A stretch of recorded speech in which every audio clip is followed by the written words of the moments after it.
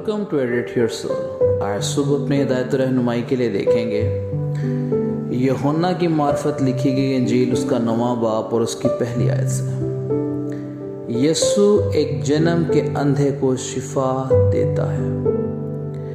फिर उसने जाते वक्त एक शख्स को देखा जो जन्म का अंधा था, और उसके शागिर्दों ने उससे पूछा कि ए रब्बी, किसने गुनाह किया था जो ये अंधा पैदा हुआ, इस शख्स ने या इसके माँ बाप ने? यीशु ने जवाब दिया कि ना इसने गुनाह किया था ना इसके माँ बाप ने, बल्कि ये इसलिए हुआ कि खुदा के काम उसमें जाहिर हों।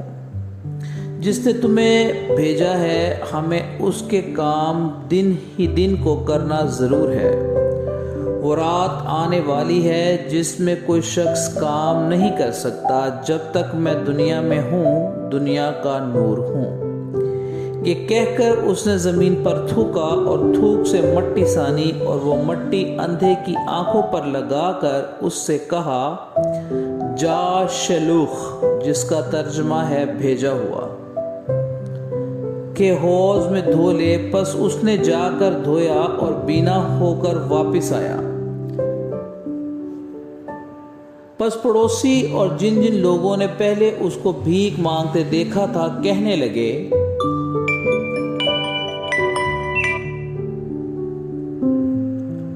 क्या ये वो नहीं जो बैठा भीख मांगा करता था?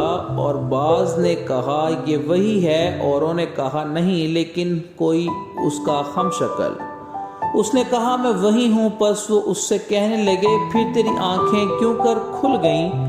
उसने जवाब दिया कि उस शख्स ने जिसका नाम यीशु है मट्टी सानी और मेरी आंखों पर लगाकर मुझसे कहा, शलूख में जाकर धो ले। पस मैं गया और धोकर बीना हो गया। उन्होंने उससे कहा, वो कहाँ है?